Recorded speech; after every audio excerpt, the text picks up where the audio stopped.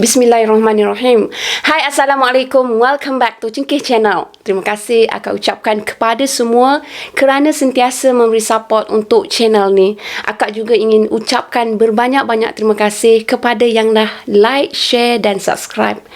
Akak doakan agar kita semua dipermudahkan segala urusan, diberikan kesihatan yang baik, dipanjangkan umur dan dilempah ruahkan rezeki. InsyaAllah. Amin, amin, amin ya Rabbal Alamin.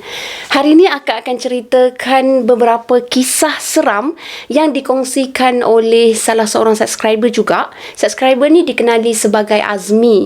Untuk pengetahuan korang semua, Azmi dah banyak kongsikan kisah seram dengan Cengkeh Channel tau. Antara kisah seram yang pernah Azmi kongsikan, kalau korang perasan, yang mana memang dah tonton, kisah seram di kilang kelapa sawit macam tu lah, dekat Jengke. Jadi kalau korang nak tahu apa lagi kisah seram yang bakal akak ceritakan, korang stay dengan akak sampai habis. Jom. Bismillahirrahmanirrahim. Qul a'udzu birabbil falaq min syarri ma khalaq wa min syarri ghasiqin idza waqab wa min syarri naffathati fil 'uqad wa min syarri hasidin idza hasad.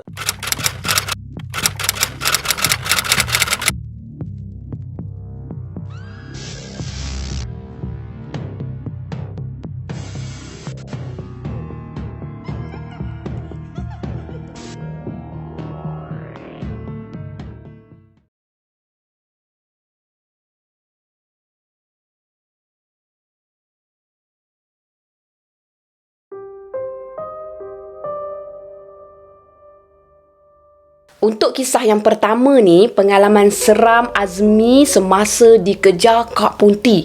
Kisah ni berlaku dalam tahun 1996.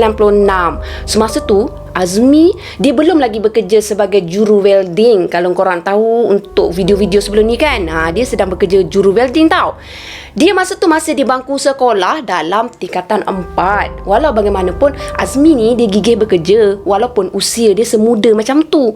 Dia kerja dengan abang dia je. Kerja potong buah, angkat buah, masuk buah dan lori macam tu lah. Kalau waktu pagi ni, Azmi dia akan pergi sekolah. Bila waktu petang, dia akan ikut abang dia pergi ke ladang kelapa sawit untuk potong buah kelapa sawit. Macam tu lah rutin harian Azmi. Boleh dikatakan setiap hari macam tu lah. Tak semestinya setiap hari Azmi akan ikut abang dia tau. Suatu hari, abang Azmi ni dia bagi tahu hari tersebut, hari kejadian tu, abang dia tak jadi nak ke ladang. Adalah tu apa hal dia kan. So hari tu Azmi dia rasa macam waktu petang dia free sangat, tak ada apa pun nak buat, tak ada ke mana-mana pun. Dia bukannya boleh duduk diam saja. Azmi pun ajaklah beberapa orang kawan dia ni untuk pergi menahan tajur ikan haruan. Dia macam mancing juga korang. Ajak punya ajak. Adalah 2 orang kawan dia yang setuju ikut pergi menahan tajur tu. Kawan-kawan Azmi ni, seorang nama dia Ijak, seorang lagi nama dia Boh. Gitu. Selesai makan tengah hari, ngok-ngek semua, solat settle semua, Azmi pun pergilah jumpa kawan-kawan dia ni. Mula-mula mereka mencarikan sepat dulu untuk jadikan sebagai umpan. Lepas tu dah ada umpan, barulah mereka cari pot untuk menahan tajur. Mereka akan cari umpan dalam ladang kelapa sawit tu juga. Gitu. Mereka akan cari umpan dalam ladang kelapa sawit tu juga, di kawasan yang berpaya macam tu lah. Mereka ke ladang menaiki motor sebab pot untuk menahan tajur tu agak jauh juga dari rumah mereka tau.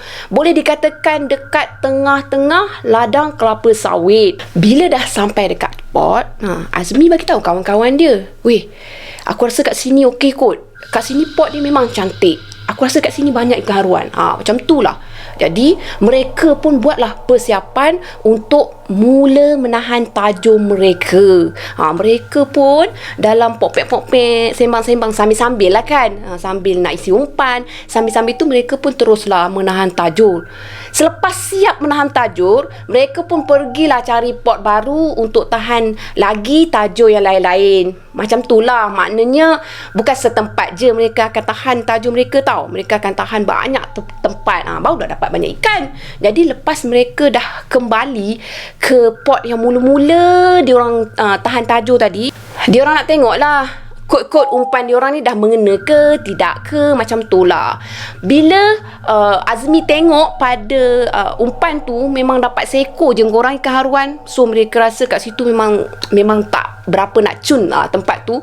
Jadi mereka buat keputusan untuk cabut semua tajuk-tajuk mereka tu. Mereka nak cari pot lain pula, pot yang lebih baik. Macam tu lah pemancing kan, semua macam tu. Dia tak ada nak stay lama, dah tahu tak ada ikan kan, so dia berganjak lah ke tempat lain.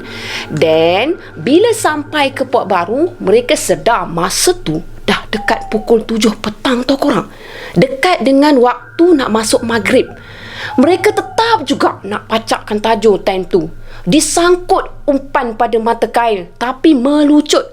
Mereka cuba pasangkan lagi umpan baru, pun sama korang, terlucut juga. Mereka cuba lagi dan cuba lagi untuk pasang umpan. Akhirnya umpan okeylah terpasang kan. Tapi bila nak pacak tajuk, umpan tetap terlucut juga. Pelik pula rasa macam tu. Macam pelik kan. Lebih kurang 3 kali juga tahu korang, Azmi dengan kawan-kawan dia ni nak pasang umpan. Lepas tu bila nak pacakkan tajuk tu, umpan terlucut. Macam tu lah, macam ada yang tak kena tau. Tu baru masa nak pacak tajuk tu. Masa duk isi umpan tu tak tahulah berapa belah kali agaknya terlucut kan. Sedar tak sedar, suasana sekeliling dah jadi gelap. Mereka akhirnya buat keputusan untuk tahan umpan, lepas tu tinggalkan je tajuk-tajuk itu semua. Esoknya mereka akan datang semula, angkat semula tajuk-tajuk tu. Macam tu lah. Kak bagi gambaran tau situasi keadaan di tempat mereka pada ketika tu. Berdekatan dengan mereka ada satu anak sungai kecil je, tak besar mana pun. Di tepi sungai tu ada sepohon pokok beringin yang besar, yang rendang. Lebih kurang 500 meter dari kedudukan mereka ada rumah kongsi pekerja warga asing. Semasa Azmi dengan kawan-kawan dia nak pacak tajuk tu kan, untuk tinggalkan macam tu lah, tiba-tiba Azmi ada terdengar tau suara orang sedang ketawa. Suara perempuan. Mula-mula slow je bunyi suara ketawa tu tau, tapi sangat jelas dan sangat bingit. Tak sedap didengar tau. Azmi pada awalnya dia macam buat dek je dengan bunyi suara tu. Dia teruskan juga untuk cuba pacakkan tajuk lagi. Lepas tu Azmi still dengar suara tersebut. Makin kerap pula suara tu, ketawa dan ketawa lagi. Tapi kan kali ni Azmi dia bertanya kepada Ijak, Jak, cuba kau stop Jak, cuba kau diam. Ijak terkejut tau. Lepas tu Ijak macam seolah-olah tak dengar. Kononnya lah macam tu lah kan. So Ijak pun cakap lah pada Azmi, kau dah kenapa Mi? Kita dah malam ni Mi. Macam tu. Lepas tu Azmi pun disuruh diam. Jak, cuba kau dengar betul-betul Ijak. Boh, mu dengar tak bah? Cuba mu dengar betul-betul. Aku rasa kan macam ada bunyi perempuan ketawa lah. Ketawa mengilai pun ada. Takkan aku seorang je kot yang dengar. Aku yakin mu berdua pun memang dengar kan. Lepas tu rupa-rupanya Ijak dengan Boh ni dia memang mendengar suara tersebut tau. Mereka saling berpandangan lah antara satu sama lain dan mula merasa meremang. Macam tu dah gigan dah kok. Bila mereka dengar suara ketawa tu berulang-ulang sampai masuk kali ketiga, jelas clear, makin kuat. Mereka pun apa lagi, tajuk dekat tangan tu habis dicampak, apa yang dipegang semua dicampak. Lepas tu mereka terus lari menuju ke arah motor. Apa lagi Jak? Cabut le. Boh, apa kita nak tunggu lagi? Cabutlah. Kau takkan nak stay situ, kata Azmi pada kawan-kawan dia. Ijak pun jawablah. Dok tahan aku, suara boleh tahan, sakit kepala oi. Tak dapat haruang pun tak apalah macam ni. Baik aku lari. Nak duduk sini buat benda lagi. Aku nak balik. Oh, Azmi pun terus start enjin motor masa tu. Dia naik seorang je. Ijak dengan boh ni dia naik satu motor. Maknanya naik berdua, tahanlah sikit tak. Tapi Azmi ni bila naik seorang agak bezalah perasaan dia seorang-seorang.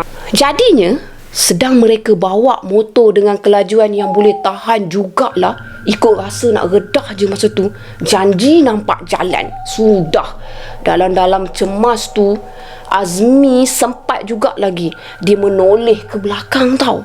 Sebab suara tu makin kuat ketawa, seperti sedang mengekori mereka balik.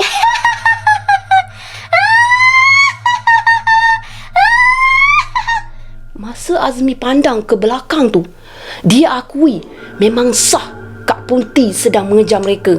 Tak adalah dekat sangat kedudukan Kak Punti masa tu tau. Tapi suara dia aduh lah, serupa macam Kak Punti tu membonceng kat belakang tau, dengan jarak yang agak memang dekat rasa dia lah kan. Walaupun dia pandang masa tu jarak tak adalah hampir sangat, tapi Azmi boleh nampak dengan jelas tau, Kak Punti tu pakai kain putih, rambut panjang menggerebang, sedang terbang ke arah Azmi dengan kawan-kawan dia. Semakin mendekati mereka dan terbang ke atas kepala mereka. Muka Kak Punti tak nampak, tapi Azmi ada nampak wajah pada Kak Punti tu hitam. Macam mana nampak mata hitam kan? So memang tak nampak lah muka masa tu. Walau apa pun seluruh macam badan dia hitam, yang putih cuma kain tu je lah. Jadi kain menggerebang atas udara dengan rambut panjang, sambil ketawa, sambil terbang, sambil ketawa, sambil terbang. Mahu tak scary rasa weh. Silap-silap boleh masuk paya kalau diturutkan perasaan masa lalui saat seram tu. Tapi Alhamdulillah, mereka anak remaja yang kuat semangat, sambil pecut motor, sambil ingat Allah. Dengan izin Allah, Alhamdulillah juga, semuanya dalam keadaan baik-baik je. Sampailah ke rumah. Agak jauh jugalah Kak Punti tu kejar mereka tau. Keluar dari ladang, dan bila dah dekat kawasan kampung, barulah suara ketawa Kak Punti semakin jauh kedengaran. Kemudian hilang, tak tahulah ke mana. Nasib baik tak ikut sampai ke rumah tau. Kalau tidak, confirm kecoh satu kampung. Mereka dikejar hantu. Tak pasal-pasal dilarang memancing lagi. Ya, macam tu lah. Keesokan harinya, mereka pergi semula ke tempat kejadian. Niat mereka ni nak ambil semula tajul-tajul mereka. Dah mereka tinggal letak je macam tu kan. Lepas dah ambil tajul-tajul tu, mereka sempat lagi singgah ke kongsi pekerja asing yang Kak cakap tadi. Mereka sebenarnya nak usah je, nak tanya-tanya pada orang-orang kat situ, kot-kot tahulah apa yang mengganggu mereka malam tu. Jadi memang betul lah Kak Siti ada Kak Punti. Kak Siti, memang betul lah Kak situ ada Kak Punti. Pokok beringin yang mereka nampak semalam memang tempat tinggal Kak Punti. Itulah apa yang dimaklumkan oleh pekerja asing kat situ. Dia jelaskan macam tu lah. Janganlah kamu ni berada dekat pokok tu malam-malam hari. Siang-siang hari pun dah nampak seram. Ini kan pula malam hari. Waktu maghrib eloknya jangan keluar berkeliaran. Duduk aja di rumah. Kalau lagi bagus, tu pergi ke surau atau masjid. Kan lagi aman. Macam itulah kisah dia. Jadi itulah kisah yang pertama.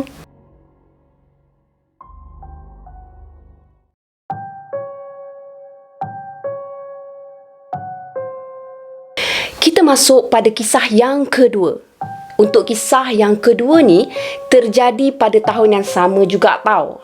Cuma bezanya masa ni Azmi dia pergi bekerja dengan abang dia macam biasa.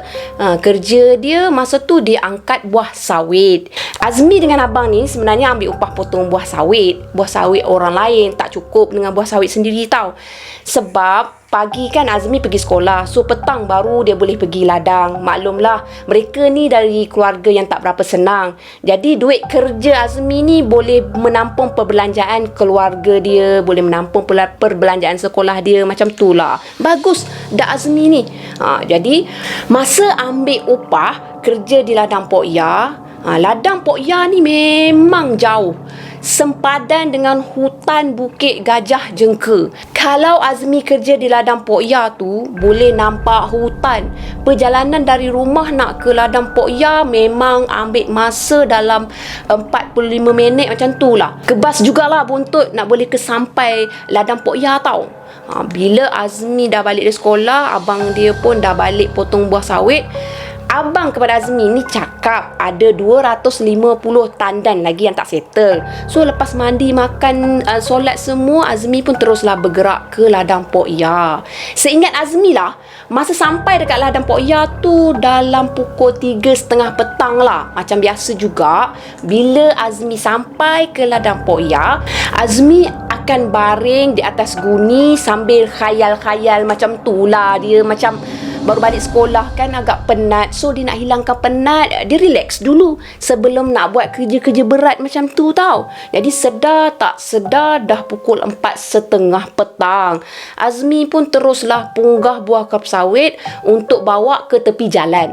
Dalam dok galik kerja tu, Azmi dia tengok masa tu dah lewat petang. Sebab suasana nampak macam dah gelap macam tu kan. Bila buah yang tak angkat tu tinggal 25 tandan lagi, Azmi ambil masa 1 minit untuk minum air. Dia dah penat. Bila Azmi jalan ke sebuah sawit, dia masih sempat tengok jam. Dah pukul 7.20 petang. Memang gelap lah, tambah pula dalam ladang kelapa sawit. Bila tiba ke buah yang pertama, di antara anggaran beberapa belen lagi yang Kak cakap tu, jadi Azmi pun angkat lah. Bila buah tu dah lepas je ke atas bahu, tiba-tiba buah tu terjatuh. Masa tu Azmi senyap-senyap je. Dia cuba untuk angkat lagi kali yang kedua. Cuba juga gagah dia angkat. Sama juga, tetap jatuh juga. Masa tu dia rasa macam ada yang tak kena. Kenapa pula tiba-tiba buah tu macam tak nak lekat atas dia kan? Keadaan masa tu memang sunyi sepi. Azmi cuba lagi kali yang ketiga tau. Lagipun buah yang dia nak angkat ni memang besar. Anggaran berat buah tu dalam 60 ke 70 kg korang.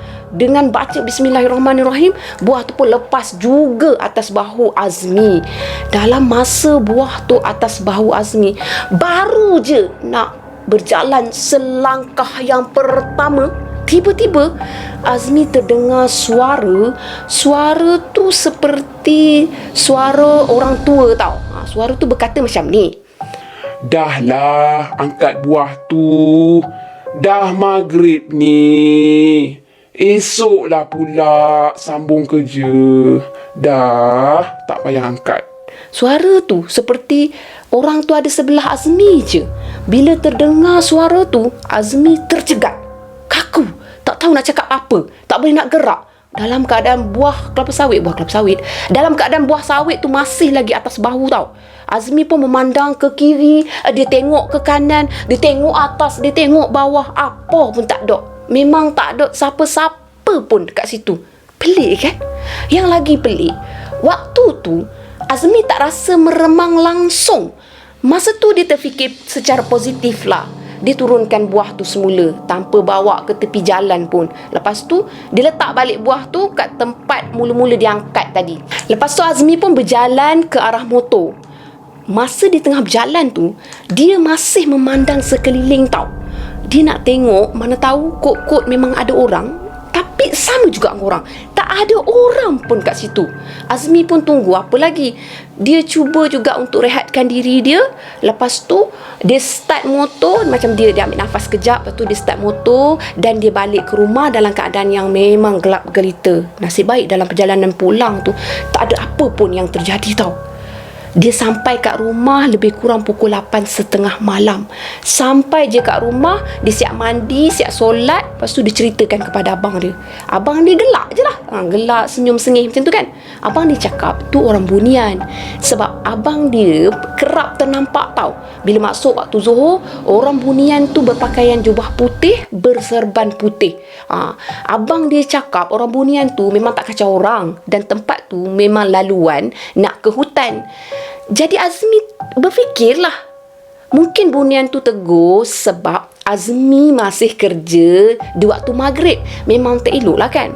So itulah kisah yang dialami oleh Azmi semasa ditegur oleh orang bunian di dalam kelapa sawit. Macam itulah.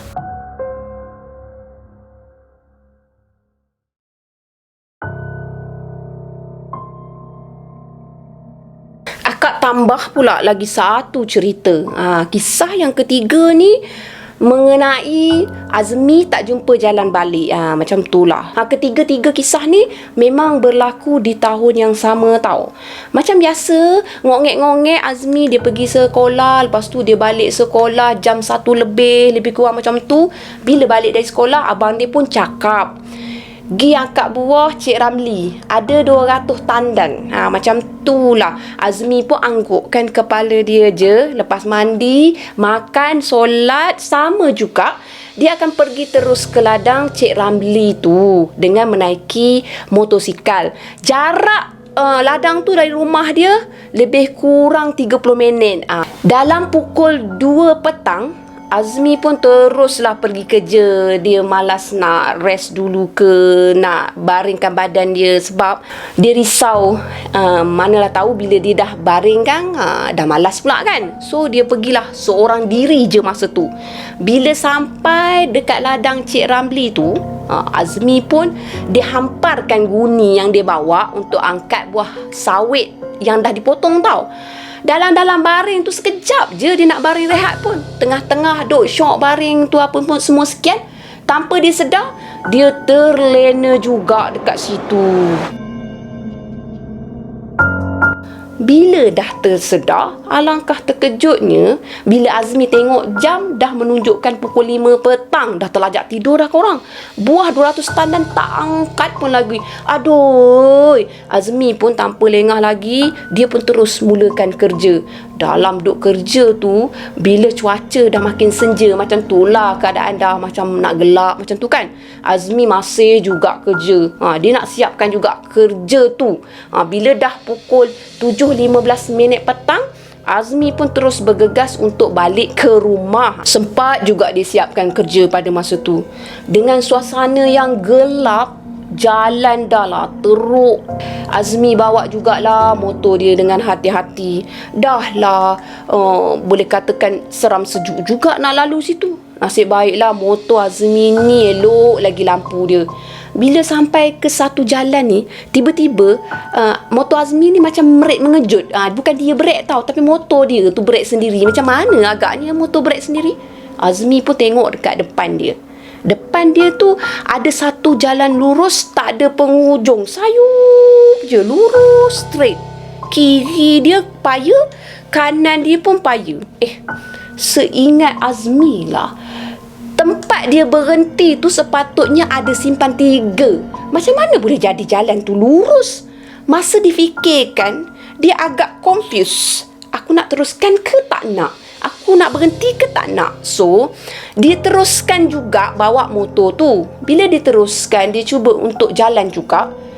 Dia rasa macam something wrong tau dengan jalan tu. Lebih kurang dalam jarak 100 ke 200 meter dengan kiri kanan paya dia tu, dia rasa tak sedap hati tau.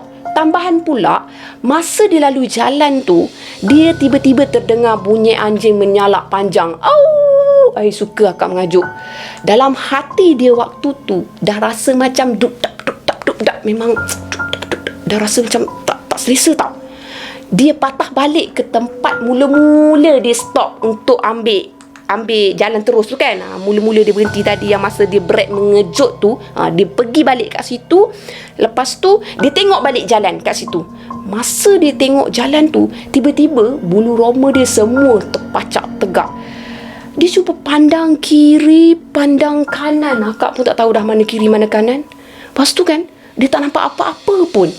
Dalam duk meremang tu, dia ambil kesempatan jugalah untuk macam orang kata, mendongak dagu macam ni. Aku nak teruskan ke tak nak? Aku nak teruskan ke tak nak? Lepas tu, dia dah tak tahu nak buat apa. Dah confused. Dia tiba-tiba je dia mengeluarkan kata-kata macam ni tau. "Woi, sudah-sudahlah tutup jalannya. Aku nak balik ni. Dah lah nak mainkan aku. Aku serius ni. Aku nak balik.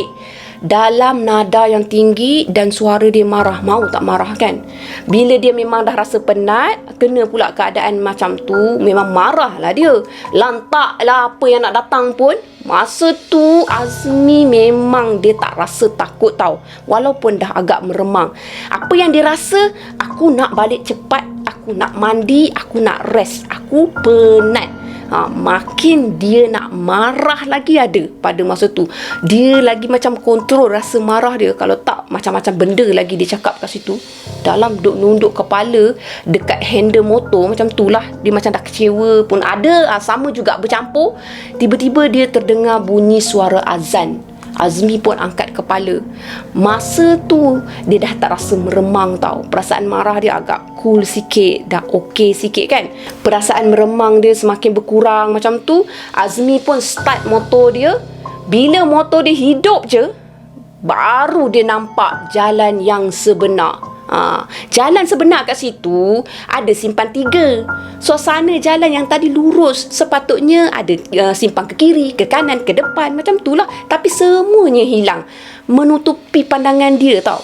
Lepas tu dia menuju balik ke rumah dia. Bila sampai je kat rumah, dia tengok jam dah pukul 10.30 malam. Abang dia pun tanyalah, mu kena kat mana? Azmi pun ceritalah kat abang dia daripada awal sampai akhir. Abang dia cakap kawasan tu memang keras. Kalau tak biasa, mungkin akan ambil jalan tu kemudian sesat. Macam tu lah. Syukur Alhamdulillah sebab Azmi dia masih mengenali kawasan tu. Dia masih berfikiran secara waras. Dia tak nak teruskan sebab dia ada deria rasa yang tak sedap hati kan. So Alhamdulillah dia dilindungi oleh Allah SWT pada waktu tu. Itulah kisah yang ketiga.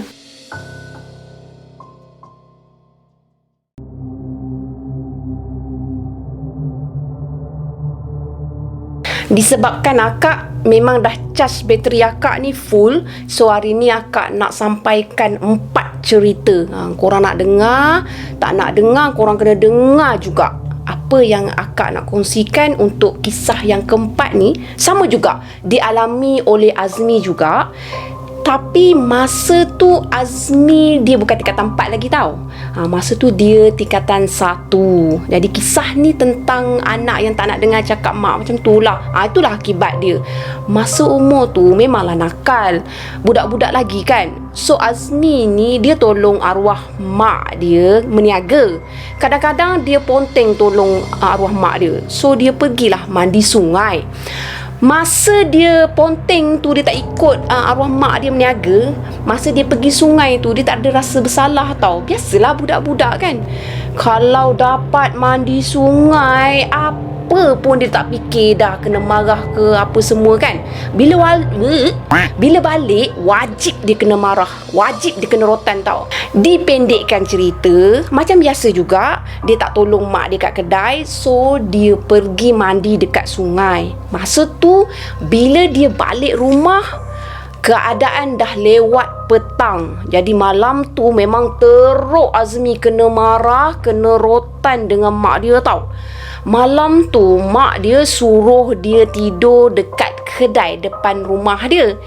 Kedai mak dia meniaga ni depan rumah je. So Azmi dia meraung lah, tak nak tidur kat kedai, tak nak tidur kat kedai. Kedai tu takut macam tu. Kedai depan rumah je pun. Tapi yelah, bila dipaksa tidur bersendirian, of course lah dia akan rasa macam cuak juga kan. Bukannya apa, mak dia ni nak ajar dia supaya lepas ni jangan degil dia sangat. Bila dah puas kena marah dengan mak dia pun kata, malam ni hantu air datang rumah cari kamu. Masa tu Azmi dia diam je, dia senyap, tak terkata apa-apa tau. Bila jam dah tengah malam, Azmi pun masuk bilik nak tidur. Masa dia masuk tidur tu, mak, ayah dia, kakak dia, adik dia semua dah tidur. Lebih kurang pukul 2 pagi, lebih kurang macam tu lah. Azmi ada dengar tau orang panggil nama dia. Azmi, Azmi, Azmi. Suara perempuan, lembut je panggilan dia. Azmi memanggil-manggil nama Azmi. Jadi Azmi dia mamai dalam keadaan sedar tak sedar macam tu. Dia bangun dari tidur, lepas tu dia pergi dekat pintu belakang. Dikut je suara tu memanggil dia tau. Jadi bila dia dah sampai ke pintu belakang tu, pintu dapur lah kan, dia buka je pintu. Azmi ada nampak satu makhluk, dia macam sotong tau. Kepala dia perempuan, rambut panjang menggerebang, sedang melambai-lambai ke arah dia tau. Dengan tangan dia yang banyak, boleh imagine tak, tangan dia banyak macam sotong. Sebiji lah pendek kata macam sotong. Masa tu Azmi dia tak perasan langsung bahawasanya dia ni memang sedang mendekati makhluk tu tau. Seolah-olah dipukau nak pergi kepada makhluk tu. Jadi dia melangkah je keluar dari rumah. Nasib baiklah tangan dia tu dipegang oleh ayah dia tau. Masa ayah dia tarik tangan dia untuk masuk dalam rumah, masa tu dia masih tak sedar apa-apa lagi. So dia masih tetap nak pergi ke arah makhluk perempuan sotong macam tu lah. Lepas tu ayah Azmi ni dia peluk Azmi sekuat-kuatnya, bawa masuk dalam rumah. Lepas tu dia bagi dekat arwah mak dia kan. So masa tu mak dia pegang Azmi kuat-kuat. Masa tu Azmi masih lagi tak sedar, ibaratnya dikawal oleh makhluk tu tau.